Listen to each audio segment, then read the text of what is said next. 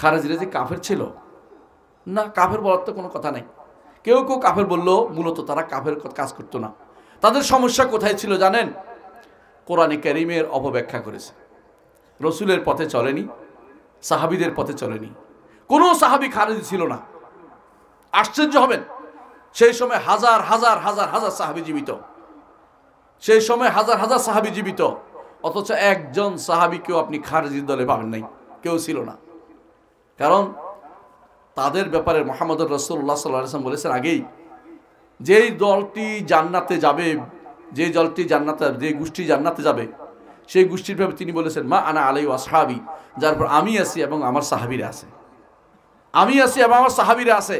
সুতরাং কোনো সাহাবী কোনোদিন তাদেরকে কখনো পান নাই কি হিসাবে? খারেজি হিসাবে।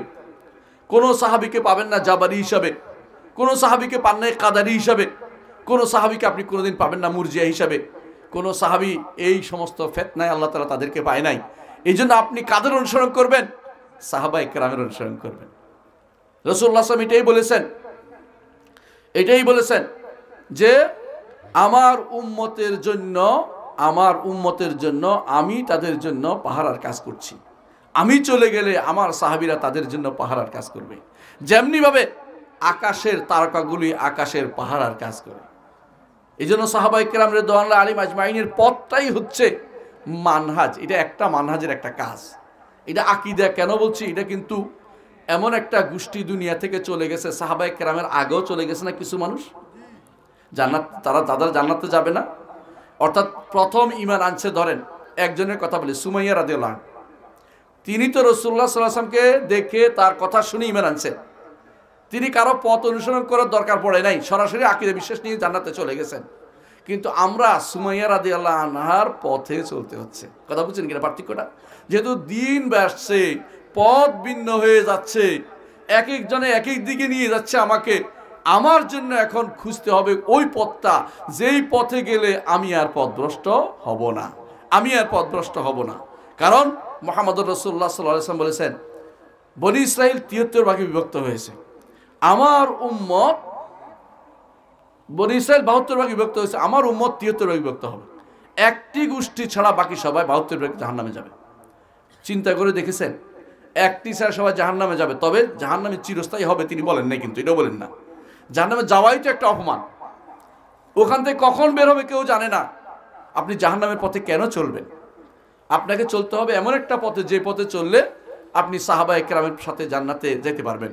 কারণ রাসূলুল্লাহ সাল্লাল্লাহু আলাইহি ওয়াসাল্লাম বলেছেন আল মারউ মা মান আহাব্বা, একজন মানুষ তার সাথে তার হাসর হবে যাকে সে ভালোবাসে। আপনি যদি সাহাবায়ে কেরামকে ভালোবাসেন তাহলে আপনি তার সাথে আপনার হাসর পাবেন। মুহাম্মদুর রাসূলুল্লাহ সাল্লাল্লাহু আলাইহি ওয়াসাল্লামকে ভালোবাসলে তার সাথে আপনার হাসর হবে। কাকে আপনি ভালোবাসেন এটার উপর নির্ভর করবে আপনার জান্নাতে যাওয়ার বিষয়টি, কার সাথে আপনার হাসরটা হবে। হাসর কার সাথে হবে খুবই দরকার। সালাত যে ব্যক্তি পড়ে না তার হাসর কার সাথে হবে? উবাই ইবনে খালাফ, হাদিসে আসছে আবু জাহাল, উবাই ইবনে খালাফ, এদের সাথে তার হাসর হবে। কারুন এবং ফেরাউনের সাথে তার হাসর হবে। সালাত যা বাদ দিছে যারা, এর বাইরে যারা সালাত আদায় করে তাদের হাসর কার সাথে হবে? মুহাম্মদুর রাসূলুল্লাহ সাল্লাল্লাহু আলাইহি ওয়াসাল্লাম তার সাহাবীদের সাথে। মান মুহাফাজা করে সালাতের উপর, এটা হাদিসে রাসূলুল্লাহ সাল্লাল্লাহু আলাইহি ওয়াসাল্লাম বলে দিয়েছেন। এর অর্থ হচ্ছে আপনি কাকে ভালোবাসেন, কার পথে চলেন, তার পথে আপনি জান্নাতে যেতে পারবেন। এই জন্য এই পথটা জরুরি। এই পথটার নাম হচ্ছে মানহাজ। আপনি যখন কোনো কথা বলবেন, আপনি হাদিস থেকে, কোরআন থেকে সাক্ষ্য নেওয়ার আগে সাহাবায়ে কেরামের পথ দেখবেন আছে কিনা। এটা কেন সেটা বলছি জানেন? কোরআনের অপব্যাখ্যা করার মতো লোকের অভাব নাই। খারেজিরা কোরআনের অপব্যাখ্যা করেছে, শিয়ারা কোরআন অপব্যাখ্যা করে এখনো যাচ্ছে, এবং যতগুলি কাদারিয়া, মুরজিয়া, এরা কিন্তু কোরআন মানি না এটা বলে না, সবাই বলে আমরা কোরআন মানি, কিন্তু তারা অপব্যাখ্যা করে। মুহাম্মদুর রাসূলুল্লাহ সাল্লাল্লাহু আলাইহি ওয়াসাল্লাম বলেছেন, আলী, আমি আজ কোরআন প্রতিষ্ঠা করার জন্য যুদ্ধ করছি, একটা সময় আসবে তুমি যুদ্ধ করবে কোরআনের অপব্যাখ্যা ঠেকানোর জন্য। তাই হয়েছে। যারা কি অপব্যাখ্যা করেছে? বিভিন্ন অপব্যাখ্যা করে তারা মুসলিম উম্মতের সাহাবায়ে কেরামকে হত্যা করতে উদ্যত হয়েছে, এবং তারা এটা বলেছে উম্মতের মধ্যে বড় ফিতনা হচ্ছে 3 জন, এই 3 জনকে আমরা মেরে ফেললে উম্মত ঠান্ডা হয়ে যাবে। নাউযুবিল্লাহ। এই 3 জনকে আলী রাদিয়াল্লাহু আনহু, আমর ইবনে আস এবং মুআবিয়া রাদিয়াল্লাহু আনহু এদেরকে হত্যা করলে তারা নাকি জান্নাতে যাবে, নাউজুবিল্লাহ। মানে তাদের চিন্তা চেতনা কিরকম, হত্যার দায়িত্ব তাদেরকে কে দিয়েছে?